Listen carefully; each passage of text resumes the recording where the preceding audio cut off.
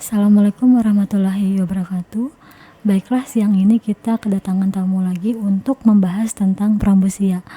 Baiklah, kami perkenalkan dulu narasumber kita pada hari ini, yaitu dari Puskesmas Gadang Hanyar, yaitu Dokter Ibu Dewi Purwanti ya. Benar Bu ya?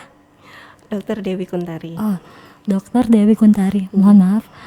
Baiklah, di sini kita akan membahas tentang seputar prambusia, karena kita Kota Banjarmasin katanya mau eradikasi prambusia di tahun 2022 ini.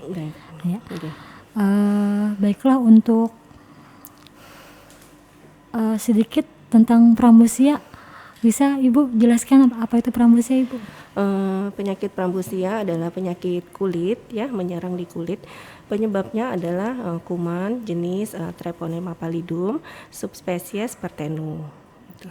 Jadi dia menyerang di kulit yang terbuka, seperti misalnya ada luka gores atau luka infeksi kulit yang lain. Nah, kumannya masuk lewat situ. Oke, baiklah. Jadi ini spesifikasinya memang ke kulit, Bu ya? Okay. Untuk komplikasinya bisa sampai ke tulang.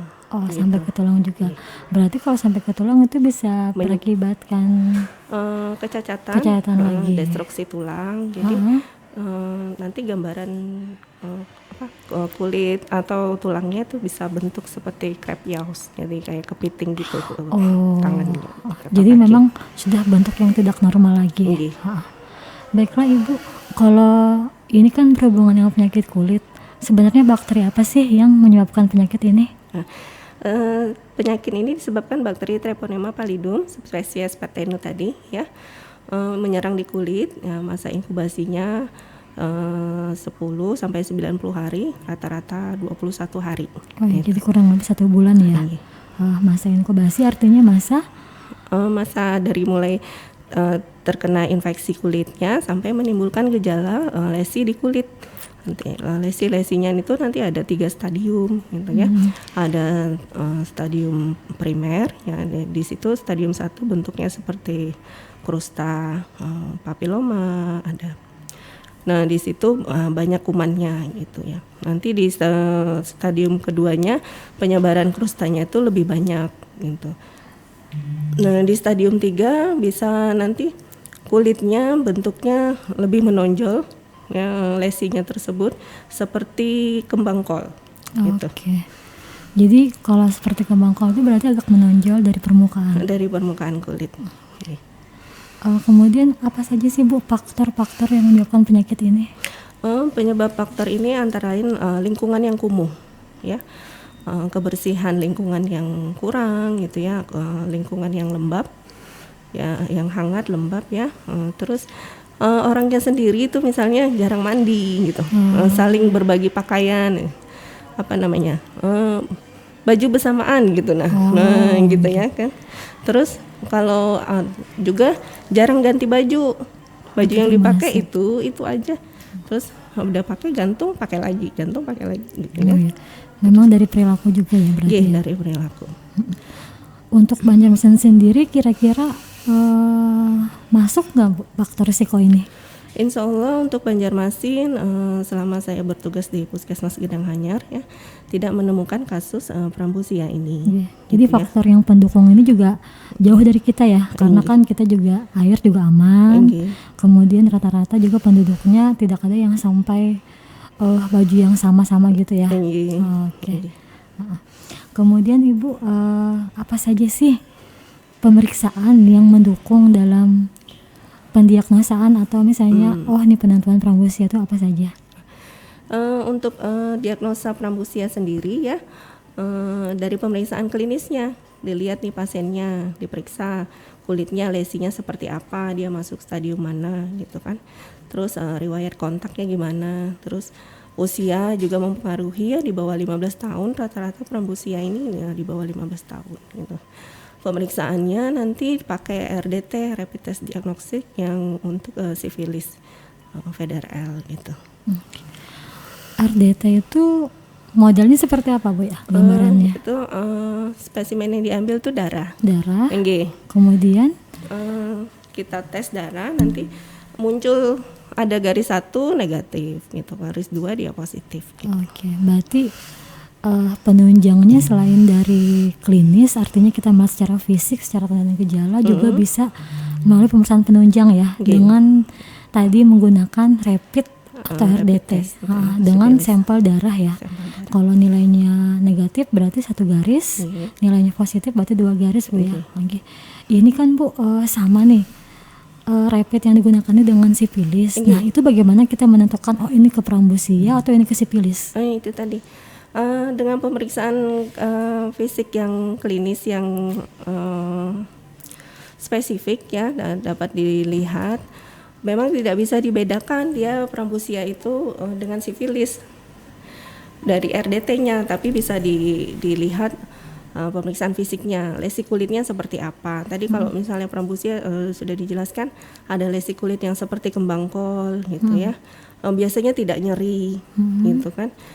Lesinya di tangan, di kaki, bisa di wajah, di tungkai kaki gitu ya. Kalau sifilis kan lebih ke alat kelamin. Alat kelamin ya. Terus usia dari penderitanya juga diperhatikan. Kalau prambusia bisa di bawah 15 tahun ya, kalau sifilis kan biasanya sudah lebih dewasa. Gitu. Lebih dewasa ya. Kalau obatnya sendiri tersedia Bu? Untuk pengobatan ada benzoatin penicillin dan azitromisin. Untuk azitromisin insya Allah tersedia di puskesmas. Pengobatannya dengan azitromisin ya 30 mg per kilogram berat badan. Itu dosis tunggal. Dosis tunggal. Berarti kalau dosis tunggal 1 kali pemberian saja. 1 kali pemberian saja. Itu sudah ada hasil nggak Bu untuk 1 kali pemberian atau misalnya perlu tambah obat lain?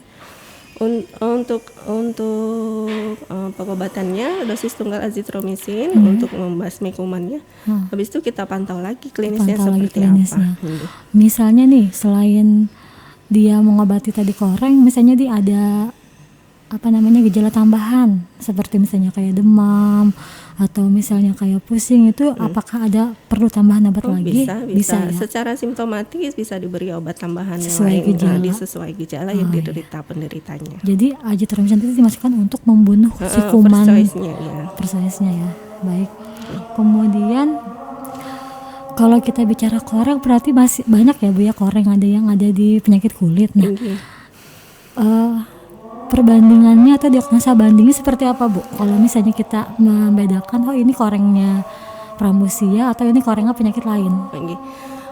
Untuk lesi di kulit memang banyak diagnosa bandingnya seperti impetigo, ulkus kulit ya, terus skabies itu nanti memang jenis lesi di kulitnya itu beda-beda.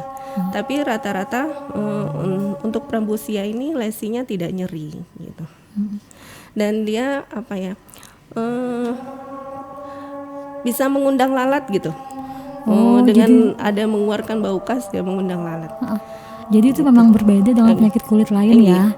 Tadi kan selain gejalanya memang di permukaan kulit seperti bunga kol, mungkin beda dengan skabies atau dengan impetigo lainnya yang memang datar serata kulit gitu ya.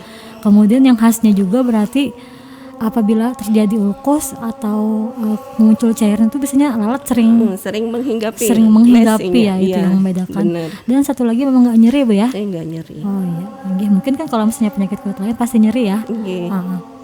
Kemudian Bu, untuk stadium penularan sendiri itu stadium berapa penularan? Penularannya di stadium 2. Stadium 2. Karena di situ sudah ada cairan yang terbentuk dari lesinya dan ada penyebaran kumannya melalui darah dan kelenjar limfnya. Oh iya. Berarti di stadium 1 tuh masih aman.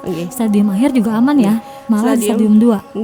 Stadium 1 kalau memang cepat ditemukan dia akan bisa sembuh sendiri. Nah, kemudian bercaknya itu di kulit itu seperti kayak kita kenal sundukan rokok. Gitu. Tapi kalau dia berlanjut ke stadium 2 itu jadi akan muncul kepemurkaan kulit gitu ya, tadi seperti kembang kol itu. Kalau stadium 3-nya mungkin nanti malah ke destruksi tulang. Berarti yang lebih parahnya itu ya, menyebar ke dalam tulang ya. Ke dalam tulang.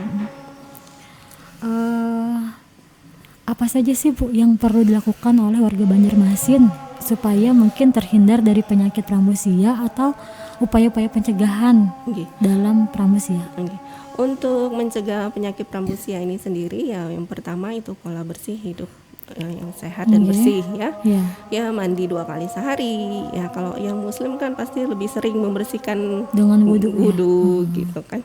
Tidak saling berganti pakaian gitu ya, ganti-ganti pakaian dengan yang lain gitu. Menjaga pakaian lingkungan sendiri ya, pakaian sendiri. Menjaga lingkungan tetap bersih. Itu aja sih, dan tidak kontak dengan penderita Pramusianya bila ada gitu. Kalau dari penjelasan Ibu berarti kita ini termasuk daerah yang apa, Bu? 0 kasus untuk Banjarmasin ya. Ada istilah apa? Endemis sama non endemis ya? Non endemis. Kalau Banjarmasin non endemis. Non endemis berarti tidak ada kasus. Ya. Mungkin ada pesan singkat sedikit, Bu, sebelum kita mengakhiri wawancara tentang Pramusia. Apa ya? Jadi pesannya, mari kita bersama-sama menjaga kesehatan ya, karena kesehatan itu adalah modal penting ya, modal penting kita untuk bisa melakukan kegiatan, terutama kita beribadah. Kalau kita sehat, otomatis kita ibadah lebih lancar. Kemudian tadi kebiasaan pola hidup sehat di masyarakat untuk diri sendiri dimulai lebih ditingkatkan, gitu aja sih. Baik Ibu, terima kasih banyak atas waktunya. Sangat bermanfaat sekali materi kita pada hari ini. Mungkin tidak semua warga Kota Banjarmasin ya Bu ya mengetahui apa itu Pramusia. Iya, soalnya penyakit baru ini baru dengar juga Pramusia gitu kan, penyakit apa gitu ya. Penyakit baru dengar, padahal sudah lama Bu ya. Iya. Soalnya kan paling taunya gatalan gitu ya. Penyakit kulit. Ya memang sih kalau kita bicara kesehatan, mungkin beberapa penyakit yang sudah terabaikan Bu ya. Sudah dianggap sudah tidak ada, tapi ternyata kita juga mengharuskan untuk melakukan apa Bu, eradikasi ya. Eradikasi artinya menjadikan Banjarmasin ini 0 kasus ya, dengan berbagai upaya-upaya kesehatan lainnya. Ya, baiklah Ibu, terima kasih atas podcast hari ini. Salam sehat selalu dari kami.